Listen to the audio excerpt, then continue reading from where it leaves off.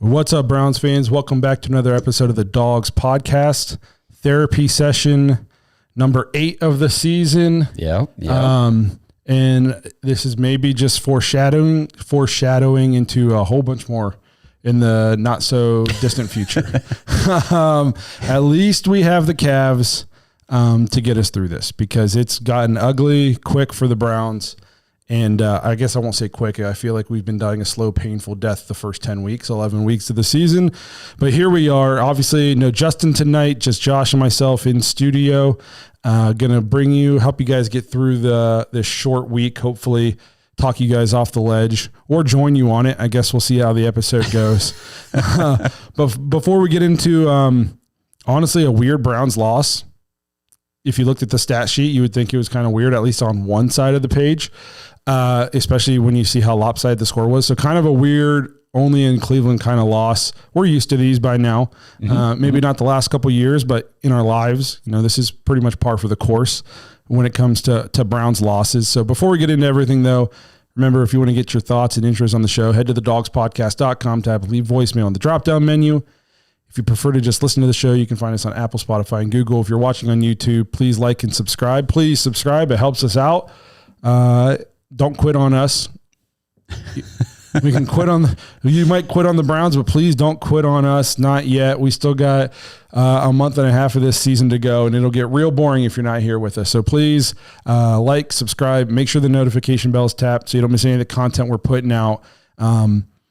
We're better than the Browns, I promise. Yeah. And that's not even me being cocky. We could be very average podcasters. Yeah, absolutely. And be better at podcasting than the Browns are at playing football. And as soon as the season is over, though, you do want to be subscribed and tap the notification bell for sure, because we're going to dive right. This year, especially this offseason, diving hardcore into draft prep. Yes. Because we're going to have a high pick, potentially number 1.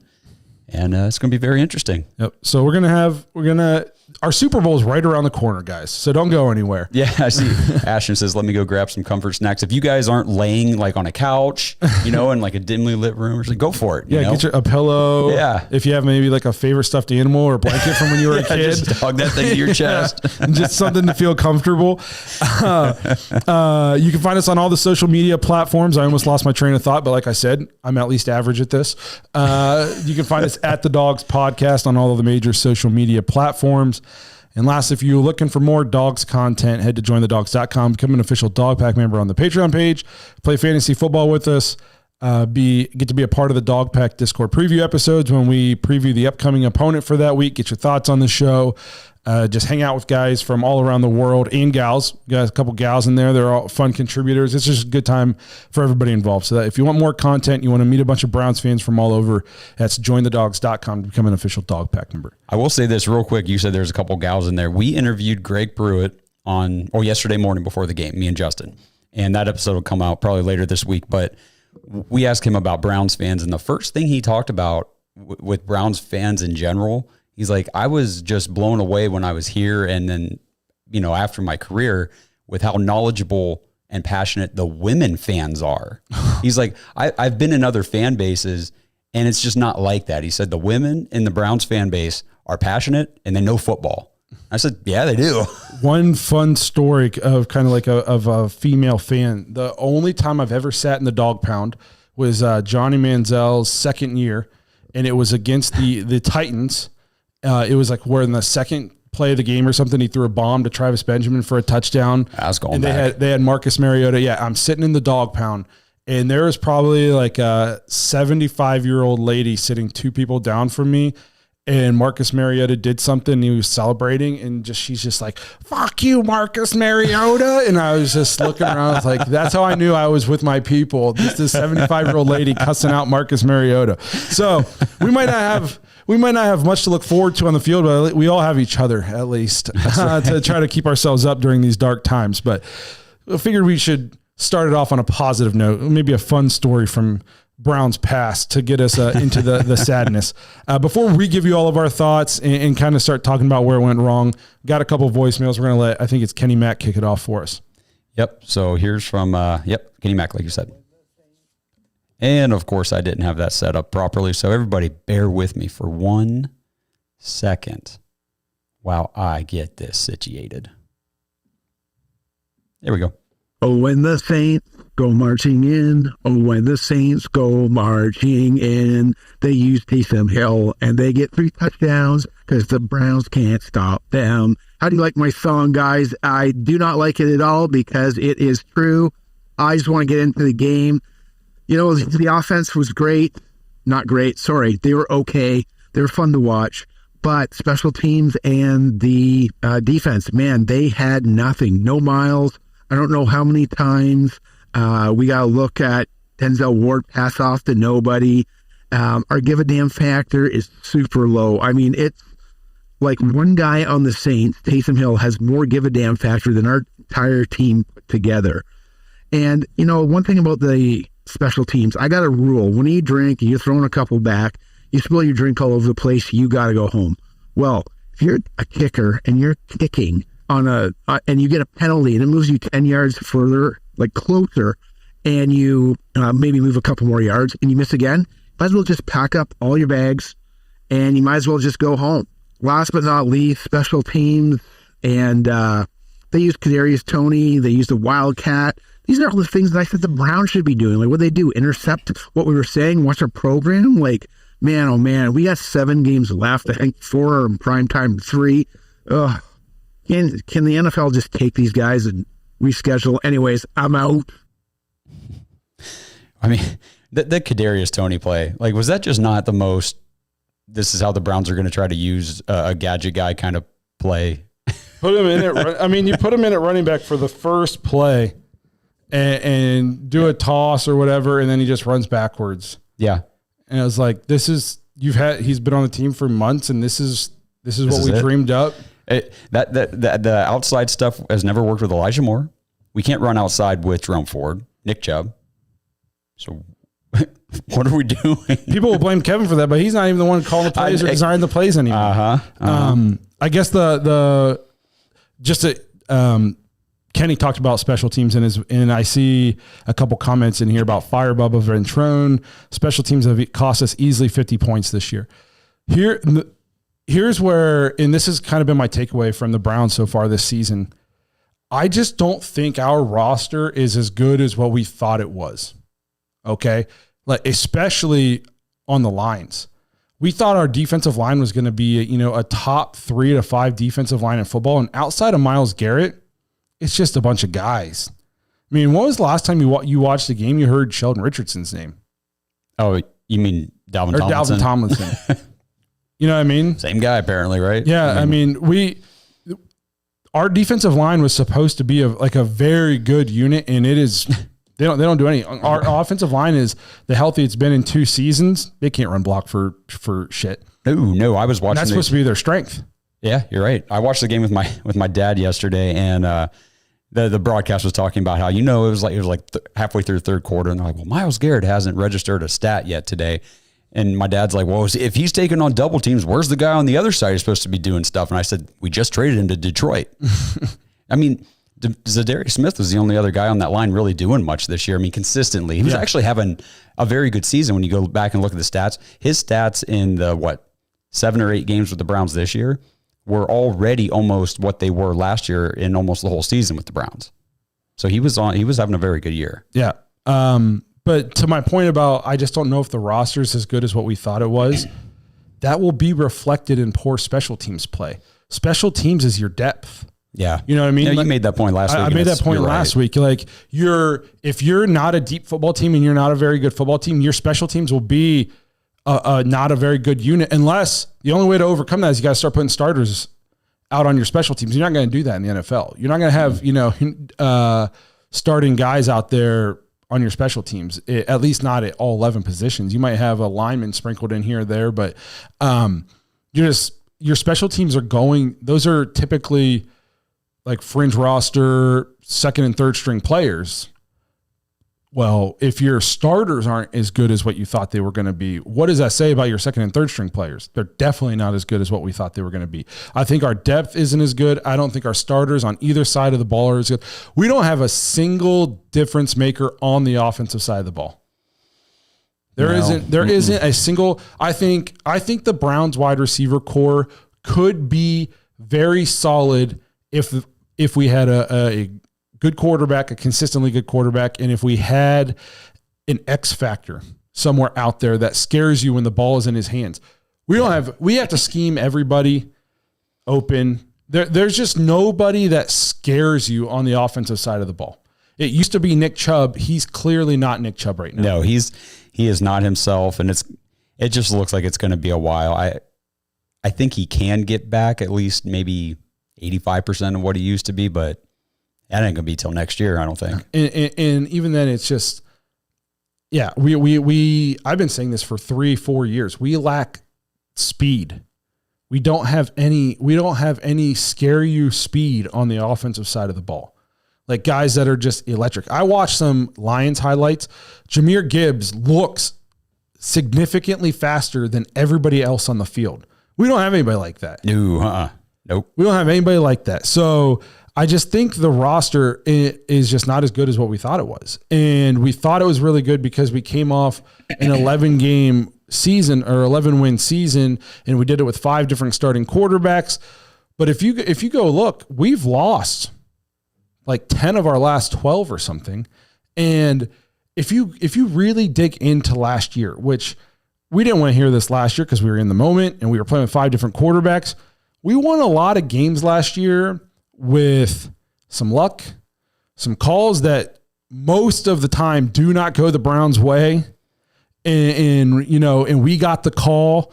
Like, it's not like we just straight dominated teams last year. No. You know what I mean? You're right. We won some games, some fluky kind of games, and I've kind of compared it to bowling before where you might go out and throw a 260, but you had 8 Brooklyn strikes.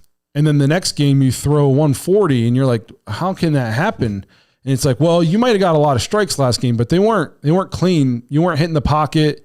You weren't bowling well. Pins just fell your way. Yes, the pins you got some slop. The pins just kind of fell your way and you got lucky for a game. But if you throw Brooklyn 3 games in a row, you're most likely not going to have a good series.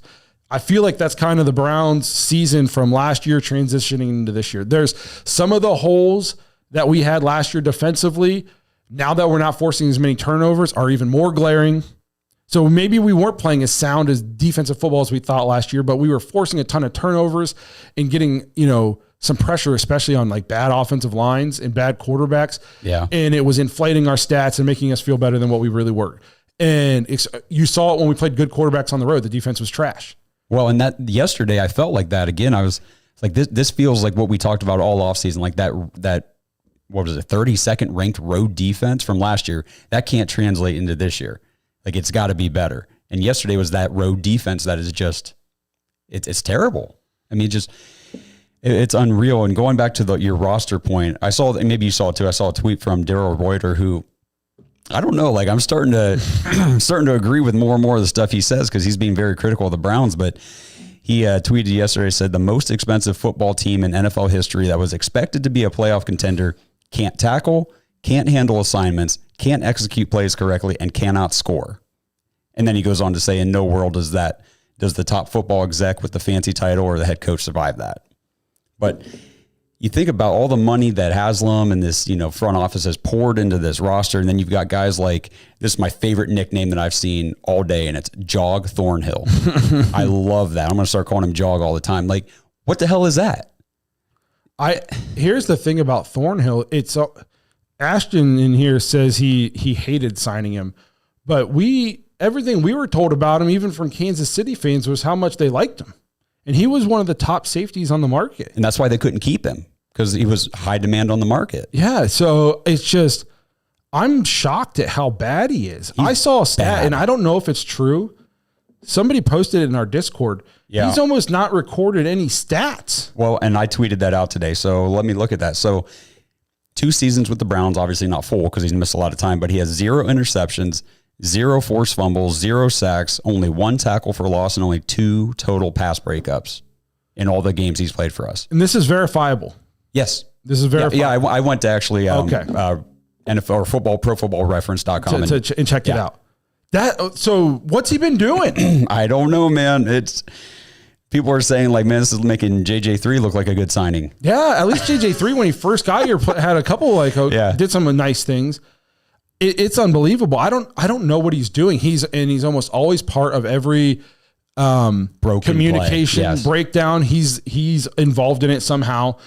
And it's like at some point there's a common denominator. Yeah, it was him with MVS yesterday. It was him with Quentin Johnston the last time we played against the Chargers. And everybody before you got here, we were in the chat talking. They said, well, who's it going to be Thursday night? I said, it'll be Mike Williams. It'll be that one receiver that you don't really know, and they don't really do anything against anybody else. But it'll be him that gets down the field. And Denzel Ward's like, hey, I got my safety back here. And Thornhill's over here picking his butt. I don't know. I don't understand. I don't know how it went so bad. I don't know, man. We had Chiefs fans telling us, like, you're going to love this guy. I know. And did you see that play? I'm pretty sure it was Ronnie was it Hickman who came? Oh, no, it was Devin Bush. The linebacker came barreling down the sideline, blew clear past Juan Thornhill, trying to make a last-second ditch tackle on MVS before he gets to the end zone. And Thornhill's just jogging. And he had already given up by that point. I mean, and Bush is, I'm like, you're the safety. You were already back here. He needs to be benched. Yes, that's what I said. Bench him immediately. Let Hickman play. If he wants to play, let the kid play. Yeah. Let somebody else play. It's just, I don't know. I used to think this was going to be a soft retool. I don't know. If I'm looking at the defense, I'm obviously keeping Ward, Emerson, probably Newsome. I think the cornerback group is still pretty good. Delpit, I think, is very solid. Did you see the stats in the notes here? I'll pull it up. The cornerbacks actually played well yesterday. Emerson, I don't think they might have targeted him twice, didn't allow a catch. Ward, only 2 catches for 9 yards. They didn't even target Newsome. They didn't have to because Taysom Hill ran all over the ground. We'll talk about him in a little bit, but it was Jordan Hicks at the linebacker spot. We're missing JOK. He got eaten up through the air, 5 for 78. Thornhill again on the 71 to MVS. Delpit 5 for 38, but yeah. So I'll keep my 3 corners and I'll keep Delpit. Sure. Yeah. And obviously I'm keeping Miles and JOK. That's 6 spots up for grabs, honestly. Yeah. Did you see the Mary Kay stuff about the speculation of JOK potentially not being able to play football ever again? That. I think you guys in the chat verify this for me. Maybe I missed something. I tried to find it today. So I saw her article where she said the Browns, they put him on IR saying that, he's not going to be back for the next 4 games, potentially maybe miss the rest of the season, depending on how the season goes. Why would you bring him back? Well, and then she goes on to say, and I'm like, this is where there's some Mary Kay speculation BS. And she said, nobody has yet to comment on the future of his NFL career. She's like looking for clicks on that. She can get some and she things got right. Because now it's going around Twitter a lot. Like, oh man, I hope JOK doesn't retire and all this stuff. I'm like, I haven't heard anything other than her little speculation on it. And it really wasn't anything to me. Kenny says our defensive line got pushed all over the place. Listen, I've watched a decent amount of the Browns, all 22 this year, and we have defensive linemen that look like they're on roller skates all the time. I said it about, I think, Mo Hurst early in the season. Yeah, getting blown up. Cowboys. In the week 1. Yeah. And I'm watching this guy, and he's living 6 yards deep into our defensive backfield. Every play just getting pummeled by a Cowboys team that is freaking as big of a disaster as we are.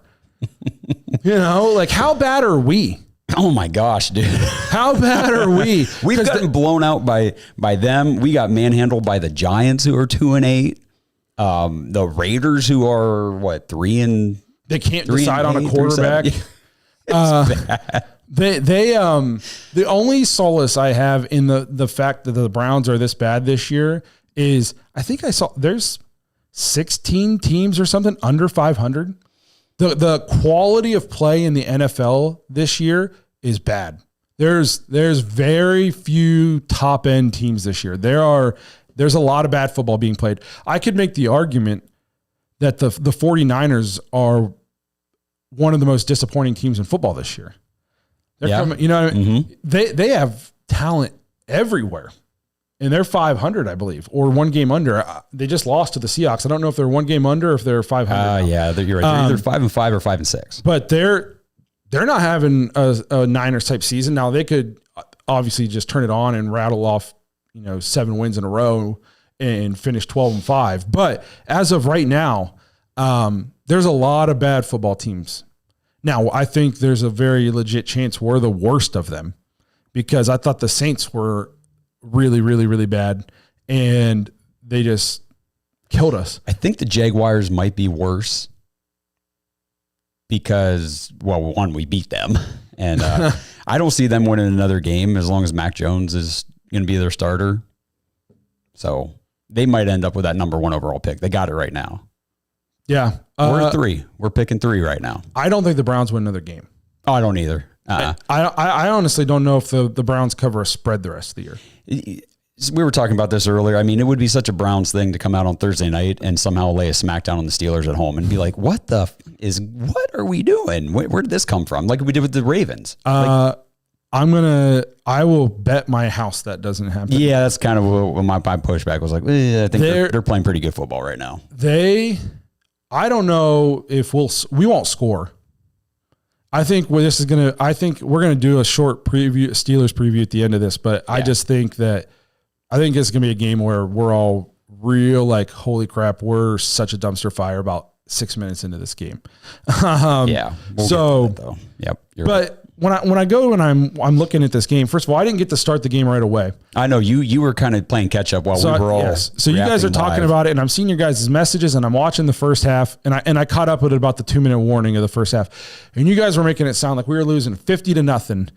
And I'm watching, and I'm like, man, when does it start getting real bad? We're within 1 score, we're moving the ball, and then we get to the 2-minute warning, and we came out early in the third quarter and tied up, and I was like, this isn't that bad.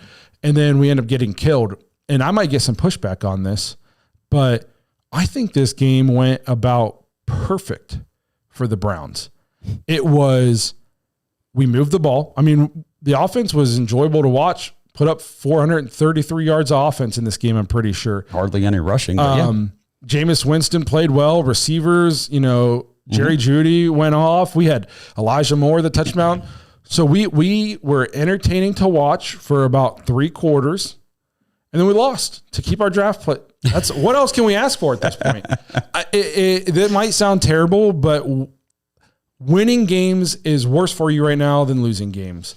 And if we can play competitive and play an exciting brand of football, which 89-yard touchdowns are exciting to me. I thought it was a fun game to watch for 3 quarters, and then we still get to pick in the top 3. I got the Cavs to watch wins. That's about as good as you could ask for right now, because we're not winning games. The only other alternative is to just look lost. Right. So at least it was fun to watch. And that's how far low my bar is right now. Yeah. So whenever you came in, like, you missed the emotional roller coaster of what I'm about to talk about here. So we had the one play, the 89-yard touchdown to Jerry Jeudy. I was like, yes, emotions are up. It's like, yes, that was awesome. Like we're striking back. Maybe we can get the ball back and take the lead. Immediately followed by a 42-yard return by Taysom Hill. It's like, okay, excellent. Now we suck. And that was immediately followed by an interception by Denzel Ward. So right back up to, sweet. Browns offense comes out and runs 4 freaking plays, punt, and that was it from that interception. It was like, okay, awesome. So then the Saints go down to score again a little bit later. They get down to the Browns 11. Denzel Ward comes in, forces a fumble, and he recovers it.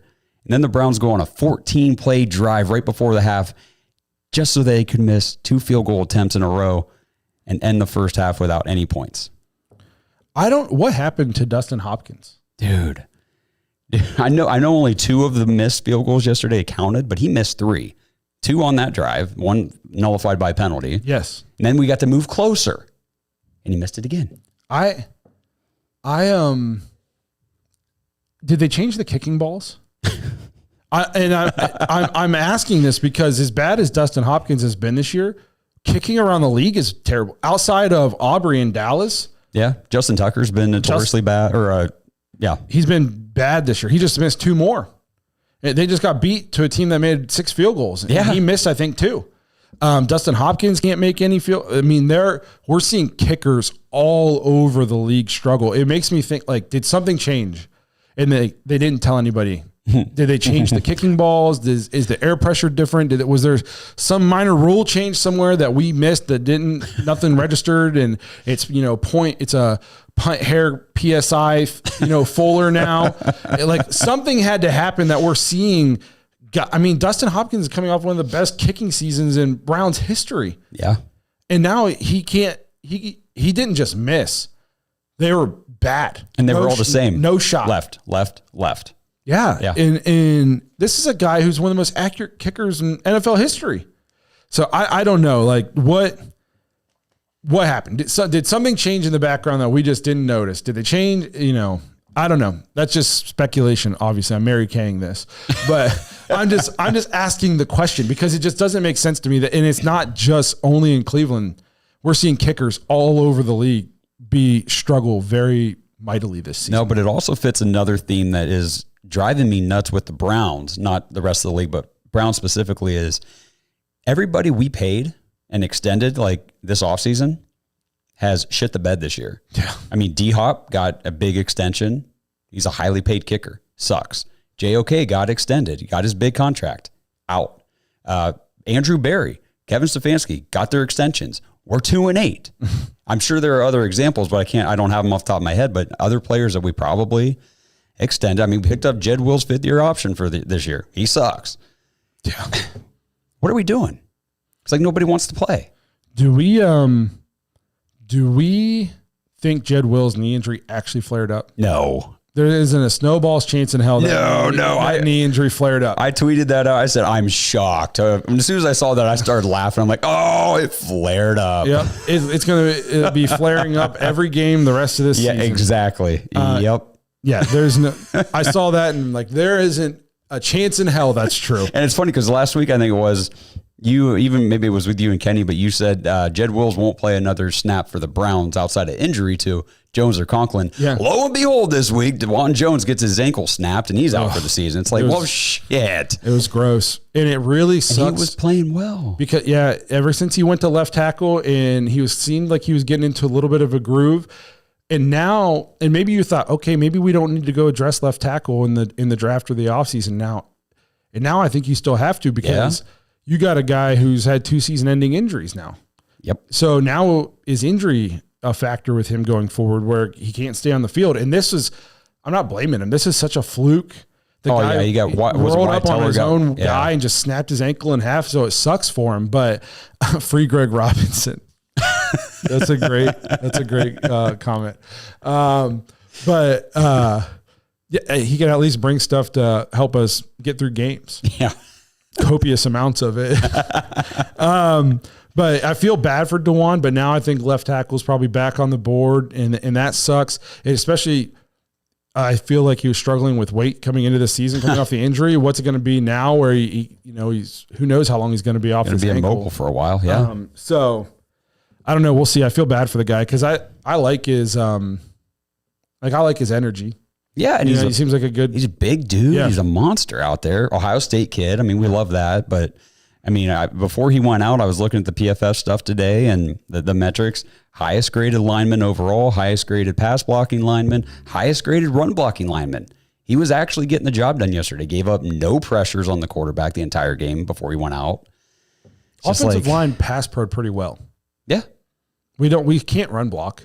Yeah. No, not at all. No.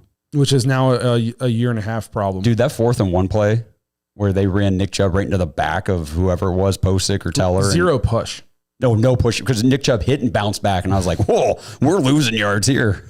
Oh, my gosh. Yeah, that was terrible. Do we want to play the other voicemail before we get too far? Sure, let's do another one. And Brad, like Kenny, started his with a melody. I'm not okay. Not okay. You tire me out, Browns. Oh my God. What do I say? I hope the Browns keep DeAndre Hopkins in New Orleans, and I'll go find another kicker. Who knows? Seems like every kicker this missing kick. He decides Aubrey in Dallas. Special teams can't cover. Defense can't defense, though there was times that they looked good, and there are times that, hey, let's not stop the most average gadget player in the NFL and just let him run all over us. DeJuan Jones out for the season. Jameis Winston probably had one of the best games of his life, and we still couldn't win. And this is just misery. Can't beat the Saints. We got the Steelers on Thursday, so that should be just lovely. We'll probably lose that game too. But, whatever. I'm in for the long run. Here we go again. Ruff, ruff, ruff. Let's go, guys. Yeah. I want to know how the Browns played so well offensively and only score 14 points. Well, yeah. And obviously the missed field goals, but the way we moved the ball, it's like, why did we even have to settle for field goals? It was like we were playing against air for a lot of it. I mean, Jameis Winston was playing well. Yeah, I mean, for the most part, there were just some things that Jameis did that it still makes you scratch your head. I mean, there was a couple dirt balls yesterday. There were some wide throws. It was fourth down in the fourth quarter. We were going for it, obviously, down toward the end zone. And he had Cedric Tillman kind of on the sideline in the end zone. And instead of just throwing it up to him to see if maybe he can make a play, I don't know. He just sails it over his head out of bounds. It's like, why would you just throw the ball away on a fourth down? Like you got to at least give the guy a shot. But still, like you said, 395 yards, damn near had 400 yards. I started looking deeper, and they were 5 of 10 on third down and 1 of 1 on fourth down. So they're 6 of 11 in like the money downs. Okay. As good as the Browns offense was yesterday, they were 3 of 13 on third down. Oh shit. And 1 of 3 on fourth. So we were 4 of 17 in those money downs. Well, that'll do it.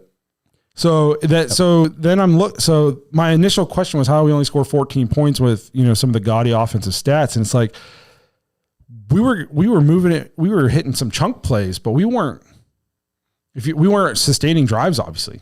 If you're 4 of 17 on money downs, 3 of 13, so you're just not sustaining drives. You're not staying on the field. You're not getting any kind of rhythm. The offense is so broken, and it's just, there's so much wrong with it. The quarterback play is just, I think Jameis is clearly an upgrade from Deshaun. Oh yeah. Yep. But he's still not, he's still not a top level starter in this league. The offensive line can't run block. There's zero threat to run the ball, which kills you when you get into the red zone, that you become so one dimensional, so predictable.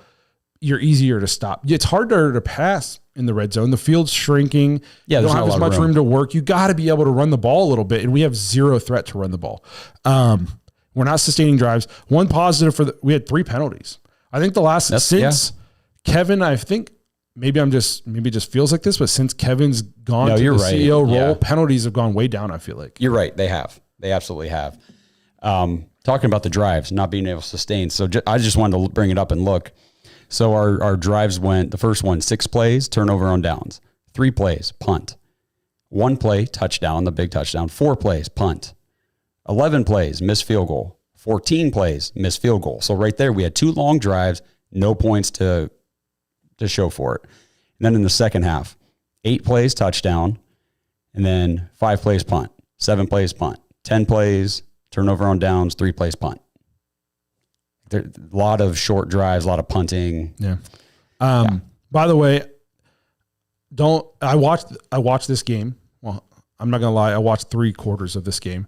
And I took away Derek Carr would be an upgrade for this team. Yeah, the more I think about that suggestion you made about trying to go get Derek Carr for next year, I don't know if he's on I don't know what kind of deal he's on there. You'd have to trade for him. Yeah, he won't be a free agent. Like I would, if you had Derek Carr or Kirk Cousins, who would you rather have? Kirk Cousins. Derek Carr's younger, a little bit more mobile. Kirk Cousins has played with Kevin before. I guess it depends. Kirk's just struggling. Kirk's looked like he was playing. He was starting to play really well, and then he's banged up again. Yeah, and it's like, is that going to become an issue because of age? Derek Carr's missed games this year too, and last year with injuries too. It's just it's going to happen. But I think Derek Carr is a bridge quarterback. Justin Fields' name's out there, which we'll get into that kind of talk, as we get into the offseason. I think there's some good bridge quarterbacks out there that if we end up taking a quarterback early, we don't have to just throw him to the wolves. Yeah, and we don't have to punt on the season either. I think there's good enough bridge quarterbacks out there where if we fix some of the issues, we can at least be a fun competitive football team next year and then have a top level rookie for 2 years from now. because I think there's some guys out there. I guess we've talked a lot about the game, but the big thing that people are talking about is the coaching staff and the GM. Are they going to survive? Because we have a history of firing people after the Steelers game when they lose. We play Thursday night. The poll, I just wanted to talk about the poll for a second. Do you think Kevin Stefanski survives the week if the Browns lose on Thursday Night Football to the Steelers? Right now it's 57% say yes, 43% say no. What do you think? Do you think he survives? So I posted that on Twitter about the last 6 of the last 7 coaches were fired after Steelers game, but only one of them, and it was Hugh Jackson, was actually fired midseason. Obviously, we always play AFC North opponents at the end of the year. A lot of times it's Pittsburgh, and a lot of times that's at the tail end of a shitty season or 2 bad seasons, and a coach gets fired, the next day. But it's not necessarily because it was Pittsburgh. It's just because the year ended and you sucked. Yeah. So, I don't want to put too much correlation between the two. No, I don't think Kevin gets fired because this team has shown a complete and absolute stubbornness, refusal to change anything this season. Moving from Kevin to Dorsey as the play caller is the most drastic change they've made willingly, and that shocked me. I don't think they make another change unless they're forced to, because of injury on the field for players. But in terms of coaching, I don't think they do anything till after the season. I don't think there's any world he gets fired mid-season. Mm-mm. That just screams we're a dumpster fire. That's like Jets, Saints, which are better than us, actually. You know what I mean? But I'm just getting to the point now where it's like, is he going to survive the off season? Is he going to be back here next year? I don't know. I'm almost starting to feel, and we've had people telling us this, and we fought them on it over and over and over again. But I feel like AB should be more on the hot seat than Kevin. If my takeaway is I don't know if the roster is as good as we think it is, well, who built the roster? Yeah. No, I'm not going to argue with you on it. I'm kind of in the same camp where, just the development of the season, and like you've been saying, that the roster is just not what we were told it was going to be, and we can see it on the field. It's not. It's verifiable. That is on him. It's on him. It's on his scouts. It's on his staff. And then Podesta, all those brainiacs using their analytics to give us 2 and 8. And then if I'm playing devil's advocate with myself, it's the talent. Maybe the talent's not as good as what we thought it was going to be, but all of his drafts, I'm pretty sure, at least by draft experts, immediately after the draft were graded as high drafts. Yeah, like B's or higher. High B's and A's. So it's not like I talked about this on my episode with Kenny with Jed. It's not like AB, to the biggest stretch I can think of with him is Anthony Schwartz. Yeah. And we thought we had so much talent that it was okay to reach on a guy that we thought had a ton of potential and that kind of speed. But so then it's like, well, if all these guys, all these draft experts, all these front offices are giving him good draft grades, then are we just not developing players? So then it's coaching. So then it's like, well, if we can't figure this out and it's just fucked everywhere, do we just have to get rid of everybody? And sadly enough, that's what ends up happening more times than not with the Browns.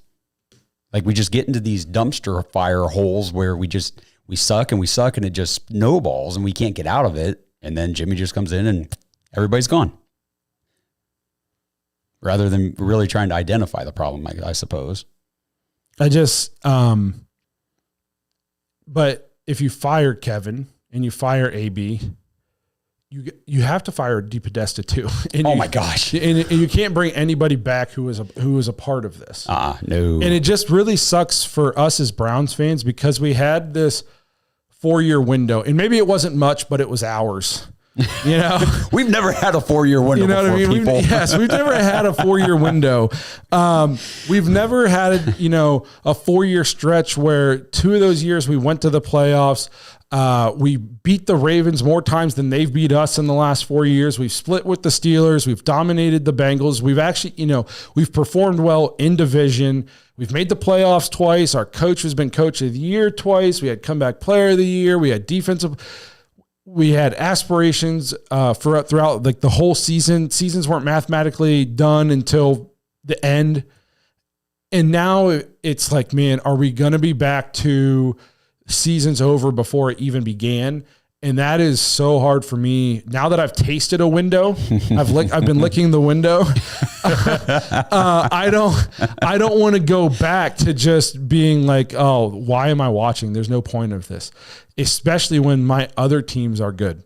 That's fair. You know what I mean? And so it's just, it sucks. It cuts deeper, not even just for this season. I think I said this before. It feels like the end of an era, especially if we start purging people out of the front office and the coaching staff and players. Like, these have been the best 4 years of my fandom in terms of my adult life being a Browns fan. And we got very little to show out of it, and it's over already. And I thought it was just beginning.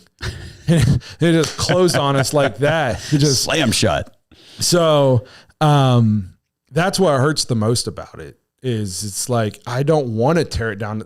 I think that is my biggest reason for not wanting to fire Kevin, because I do think he's a good football coach.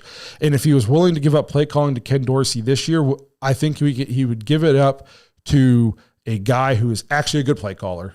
Yeah, like a good OC. A good offensive coordinator, a good play designer, actually modernize the offense, inject some speed into this, because Kevin is clearly a good football coach. And I mean, he's turned the team around twice, essentially. He's coached in chaos, and he gave us the playoffs twice. Fans of good teams might say that's if that's all you're happy with, and that's all we got. In my life. Obviously, the bar is much higher, and we want to get further, which is why we were okay with, the Deshaun deal, because we were like, we're in our window, let's go for it. But I don't want to just kick the guy to the curb who helped turn the franchise around, but I also don't want to be married to mediocrity. And that's where it's like, who's to blame? And we have to really, is it fixable? Is it fixable with these guys, or does it need to be blown up? And I don't care really what the fans say, because their answer is always to just blow it up. And there's a lot more to it. You really risk setting it back, this season to compared to, 6 years.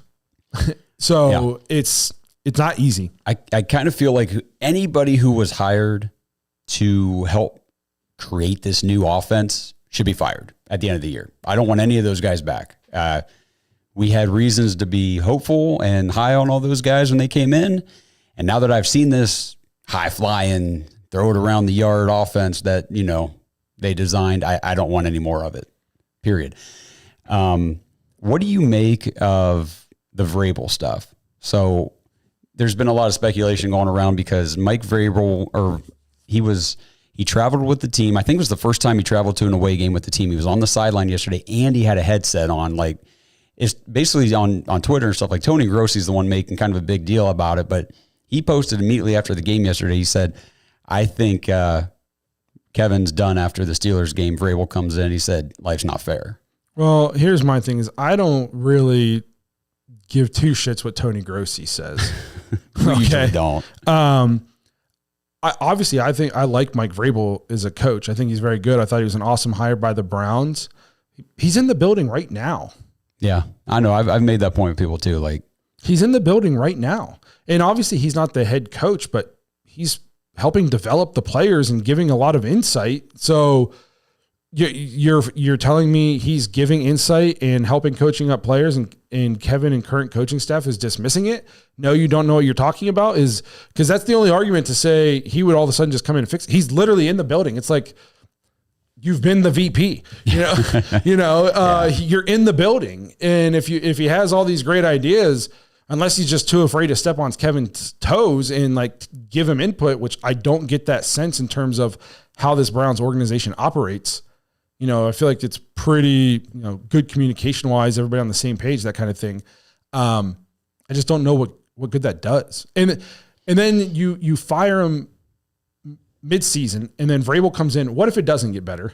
And then so you're going to let Vrabel walk? Or what if we, because you made the change and you get a spark, and then you like win 2 or 3 games and you think it's great, and so we bring him back, then we suck, and then it's all, you know what I mean? Like, kind of like the Raiders with Pierce. Yes. So it's just, I don't know. The season's a wash, so just let it wash. Yes, let it wash, and then we'll rinse our hands when it's done, and we'll figure it out then. Yes, here's the, like, we want them to, as fans, to make huge changes and do all this stuff.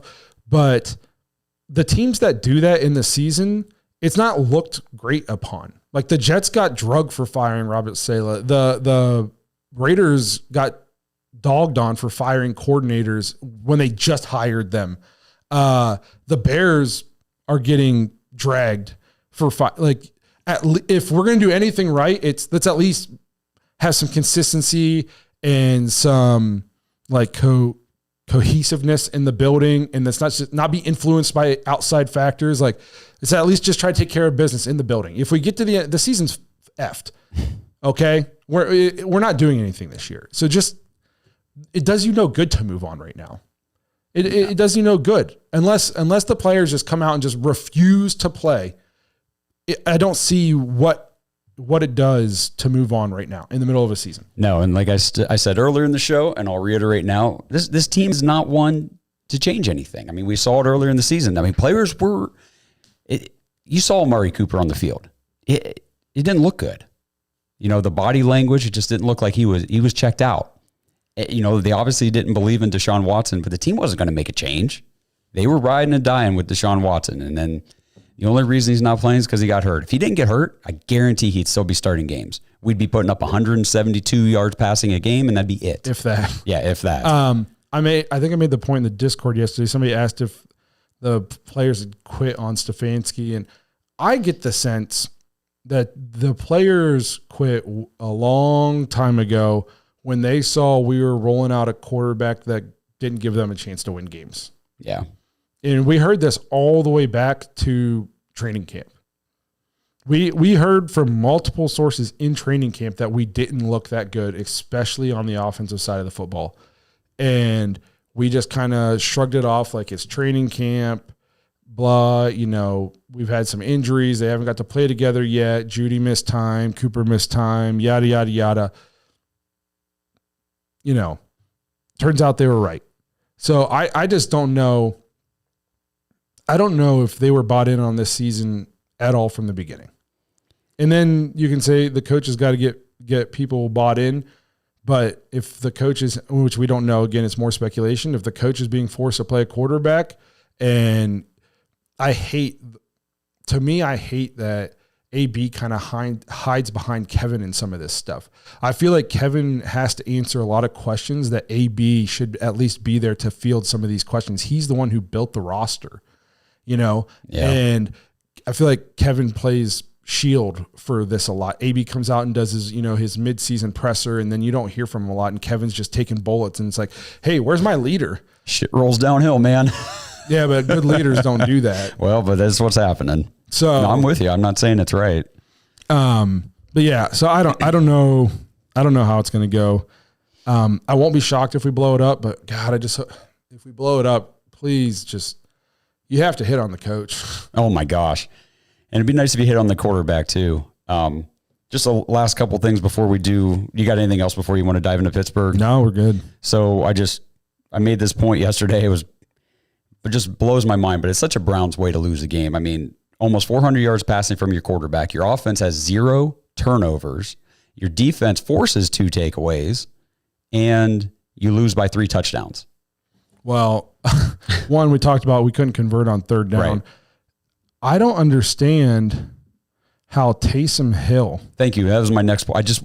I want to go through the stats. I just want to put the numbers out there in the ether for everybody. Taysom Hill had 7 carries for 138 yards and 3 touchdowns. Almost 50% of his carries were touchdowns.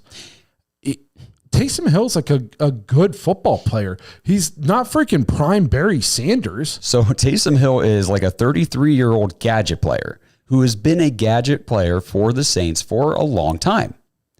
I've watched a lot of Saints games. I've watched a lot of Taysom Hill. Every time he lines up in the backfield at the quarterback position, what does he do? He runs the ball. And it's like, for some reason, we didn't know that. Listen, people like to crap on Stefanski, but Jim Schwartz, I'm kind of tired of him. We look very undisciplined at times. If you watch, anytime somebody runs any kind of like read option or a boot, even on the long MVS touchdown, I don't know who it was that came off the edge, but they bit so hard on the play fake that Derek Carr rolls out right outside of him, throws the little crossbody pass. It goes for touch. And it's like, bro, what are you looking at? Your responsibility is quarterback contained. You have to make sure he actually handed that ball off before you commit. On the read option for Hill's first touchdown, I don't know who it was. The outside backer just came flying down and tackling the running back. And I'm like, that's not your responsibility. Like, I don't know if they're feeling the pressure and people are trying to do too much. Do your job. I mean, you know what I mean? Like, so you got half the secondary playing man, half of it playing zone.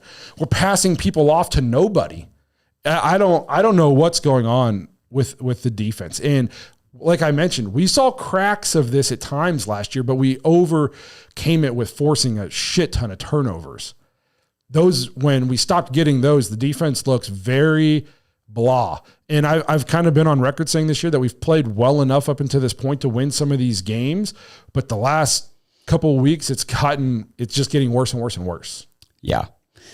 So Taysom Hill, 248 yards. This is the third most all-purpose yards by an NFL player this season. 18 yards passing. He did throw a pass. 138 rushing, like you said. 50 yards receiving. And the 42-yard return. Like, did they not know he could do this stuff or what? I mean, their top two receivers are gone. They just picked MVS up off the street like 2 weeks ago. He's like revitalizing his career. That's so frustrating. So freaking frustrating. But yeah, I don't know. And like I said, Taysom Hill's obviously he's good, but we made him look like he was a perennial Pro Bowler. We made him look like prime Colin Kaepernick. He usually has like 2 or 3 like really good games a year, but this is like the best game he's ever had. He was their starting quarterback at one point a couple years ago for a few games. Remember? Yeah. I don't know. I don't know that. I don't know. This is why I'm just like I'm not even sweating. The Cavs are 14-0. That's just what I'm like, whatever. I don't even stress, I had to leave at the start of the fourth quarter, whatever. I don't care. Yeah. It's not like you said, I'm not going to fight my wife over this. Yeah. Because she'll be like, hey, I got to plan something. It's on a Sunday. Is that cool? I'm like, yeah, plan it. Like, doesn't matter to me. Yeah. Doesn't matter to me. My biggest pushback here, before we move on to the Steelers real quick is, which I feel like there's not much to say about that game, is some people are saying like Stefanski, the Browns need a coach who won't take crap from players. Stefanski doesn't motivate men, but except for he's done it for many times. We can't just forget that just last year he did it. You know what I mean? In his very first season, he did. We have talked to players who've talked about how much they like Kevin Stefanski. I don't think that's not the problem. I don't think Kevin Stefanski not being a good enough leader is the issue. I don't know. Maybe I'm weird, but I don't think that's a problem. I don't disagree. I feel like Kevin has been different this year. He just seems different. His demeanor seems different. Almost like he just seems like a guy who knows it's a lost cause sometimes. Like with some of his answers, he just kind of goes through the motions. Well, I get all that. Tired of saying the same shit on this podcast every day. Yeah, I know. He probably gets in. I've coached bad football teams, obviously not at the NFL level, but I've coached bad football teams before, and it's just like, first, you're running plays in practice, and you can't do them. And normally you would be like, we're going to run this until we get it right, until you realize, well, this will be the only play we run today, and we'll have to keep running it again tomorrow. And it's this, and then and it's just like, you don't need, by week 3, you're like, is it basketball season yet? So it's hard. Trust me. Obviously, again, I've never done it. I've never been paid millions of dollars to do it, but it's hard to keep the edge when you turn on the film and you're like, well, this one's an L. Speaking of this one's an L, right? We got to talk about Thursday night already. So Thursday night, just chalk it up. We'll see you guys later this week for another therapy session. This is, I don't think the Browns aren't going to score. I'd be shocked if the Browns score a touchdown, to be honest. The Steelers' defense is so freaking good. TJ Watt's the runaway defensive player of the year. I was looking today; he's minus 200. The next closest odds is plus 1,000. How many times does Jameis Winston get sacked? 6 or 7. How many of those are TJ Watt? 3. Because they have Highsmith too, right? A couple other guys that get after it. And who are we going to be playing at left tackle? Ifedi. Yeah, it's or Jed if his knee flares down, and either way they're getting past him. It doesn't matter. Yeah, it's so it's just I don't want to be too doom and gloom for you guys. I'm obviously going to watch, and I'm sure the energy in the stadium will be good for about 5 minutes at the start of the game. Hopefully, I think it might be the worst primetime game we've ever seen in Cleveland. But attendance wise, it's one of those things where they're coming to this game going, if we get to 3, we can probably win. and I just don't know if we're gonna. Russell Wilson tore us up last year in Denver. Yeah, and so he played well against us last year on a worse team. They have some athletes at wide receiver. George Pickens, we've seen him make, circus catches against us. It's just, and the biggest thing is the defense. We put up 14 points on the Saints, who've just been getting torched. Yeah. Just been getting torched. And now we have to play them on a short week. And one thing we did not mention, we didn't say his name one time. We said it in the previous show, but we didn't say it tonight. Alvin Kamara was running all over us. He just didn't need to because Taysom Hill did the rest. Yeah, but whenever he got the ball, dude, we couldn't tackle him. Screens. It's like, did nobody tell the Browns that Alvin Kamara is a good receiving back? And he's like the only guy they have. So, Najee Harris and Jaylen Warren, we watched Jaylen Warren. Last year, he killed us. Yes. I just, don't want to try to be too doom and gloom, but I'm not going to sit here and tell Browns fans to, expect some fight. Maybe we have a chance. Guys, we got a chance. It's a divisional game. Maybe that's there's always a chance in a divisional game. Hope you can hang your hat on. But other than that, I'm going to watch, but it's like, if you got something else to do, or if you got to get up early for work on Friday, you want to check out the second the good half, thing is, you'll be able to go to sleep early and you don't have to stay up late and watch the whole thing. Hopefully we're wrong, but I just don't, we can't run the ball against bad run defenses. Yeah. Right. Okay. And so we're not going to be able to run the ball against these guys. I just don't see any way that we can run the ball against them.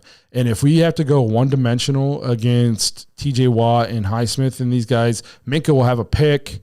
Oh, yes. This will be a 3-turnover game for Jameis. Yes, This is just going to be – I just don't see this – maybe this is reverse psychology. Maybe we're setting ourselves up for this and we'll come out and surprise us and we'll be kind of like for the Ravens game. Yeah, that'd be great. This is I just don't think we match up well right now in this. And with the Ravens, though, remember, we talked like the defense was exploitable. The secondary banged up. They had backups like everywhere, and teams were just torching them through the air, and Jameis torched them through the air like he was supposed to. Not the Steelers, man. That defense is a different animal. I watched them, I think, in their first game, and I was like, holy shit, this defense is good. And then I've been watching them, and it's just they're what we thought we would be on the defensive side of the ball. And we're not even in the same realm as them defensively. Not even in the same realm. No. They're an NFL team and we're a junior varsity high school team. So, I don't know. So it's going to be ugly, but we'll see you guys for a therapy session, and we'll just be doing this again. So 2 therapy sessions this week. Yeah, I think we're going to try to do Friday? Yeah, we'll do one Friday. So I don't know about a time yet. We'll announce it. We'll announce just it. know Friday we'll be back to talk to you guys about all of the same stuff. Just a different opponent. Just 4 days later. So make sure you guys tune into that. But just another. I want to get the chat's input on this. Okay. Obviously, the Browns season isn't going well. Cavs season's going great. Should we do like 5 to 10 minutes of Cavs talk in some of these episodes? Because I would love to have something fun to talk about sometimes. And I watch most of the game, and most of the games and the games I don't get to watch, I at least am following along on Gamecast. So I'm pretty versed in the Cavs. So let's talk some Cavs basketball going forward in this season if you guys want. This guy says, if y'all run the ball, you'll probably win. Well, we can't run the ball. I'm telling you that right now. We had 63 yards rushing as a team against the Saints. Yeah, we can't run the ball. If we try to run the ball, we'll be behind the chains. We'll be in 3rd and 10 all game. And we'll be worse than 3 of 13 somehow. So we're gonna, like I said, maybe we'll talk about some Cavs. We got some fun stuff to talk about outside of the Browns. We'll to try to keep our spirits up, because if we just do this for 8 more weeks, I wouldn't even listen to this show. So let us know what you guys think, especially if you're not watching live and you're listening on the recording. Let us know in the comments if we should talk some Cavs basketball or anything like that, because I would be cool for that. So we're going to wrap it up. We'll talk to you guys Friday sometime. Thank you guys for being here, sticking it out with us through the bad and the ugly. Like I said, our Super Bowl is right around the corner. We just got to get through 8 more weeks of this pesky season, and then we can get to the fun off season where we get to talk about the things that matter for us as Browns fans.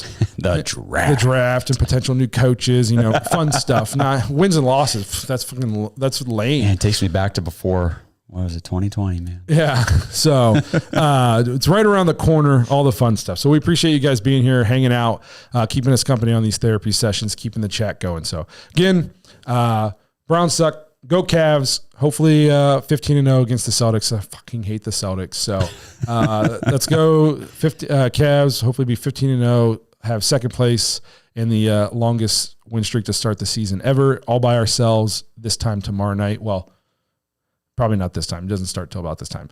In maybe 28 hours, we'll be 15-0. So I like you being specific. Yes. So again, screw the Browns. Go Cavs.